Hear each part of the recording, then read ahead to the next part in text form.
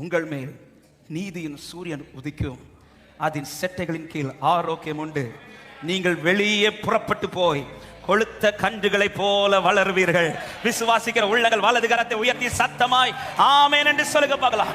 நீங்கள் வெளியே புறப்பட்டு போய் அடைக்கப்பட்ட அத்தனை பேரையும் கர்த்தர் வெளியில கொண்டு வர போகிறார் என்று விசுவாசிக்கிறவங்க மாத்திரம் நல்ல கைகளை தட்டி விசுவாசத்தோடு ஹல்லேலூயா. அடைக்கப்பட்டவனை வெளியே கொண்டு போய் ஆமென். யாருக்கு இதை செய்கிறார் என்றால் என் நாமத்துக்கு பயந்திருக்கிற என் ஜனத்தின் மேல் அவர் என்ன செய்கிறார்? நீதியின் சூரியனை உதிக்க பண்ணி ஹல்லேலூயா ஆமென். அதன் செட்டைகளின் கீழ் ஆரோக்கியம் இருக்கும்.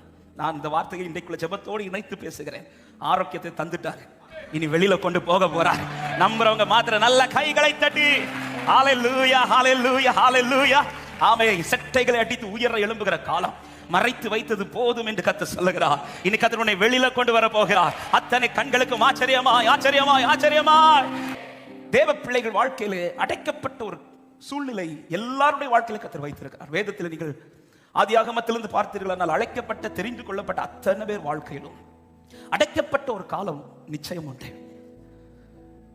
தாவீது கோலியாத்துக்கு முன்பாக எதிர்த்து போராட போகும் பொழுது கூட எப்படிதான் போகிறான் என்றால், ஆற்றில் இருக்கிற 5 கற்களை எடுத்து அதை ஒரு அடைப்பைக்குள்ள போட்டு போற வழியில எடுத்து பயன்படுத்த வேண்டியதானே.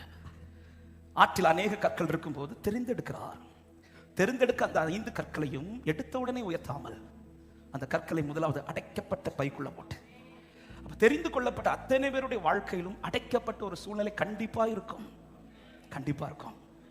ஆமென். அவர் அடைத்து வெளியில கொண்டு வருவார்.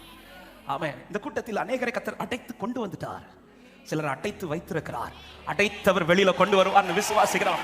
நல்ல கைகளை தட்டி ஹல்லேலூயா ஆமென். அடைக்கப்பட்ட தேவ பிள்ளை ஏன் கர்த்தர் அடைத்து கொண்டு வருகிறார் என்றால், எந்த ஒரு பொன்னும் விலை உள்ளதாய் மாறுவதற்கு அந்த பொன் அக்கினிக்குள் போய்விட்டுதான் வரும்.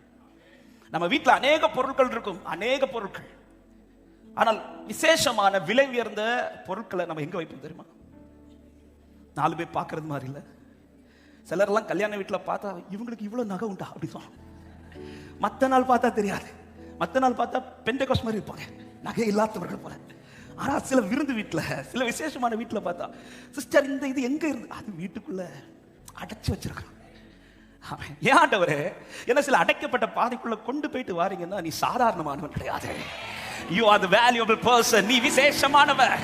உன் மேல கர்த்தர் மதிப்பாய் வைத்திருக்கிறார். உன்னை கர்த்தர் விசேஷமாய் வைத்திருக்கிறார். எத்தனை பேர் நம்புகிறீர்கள்?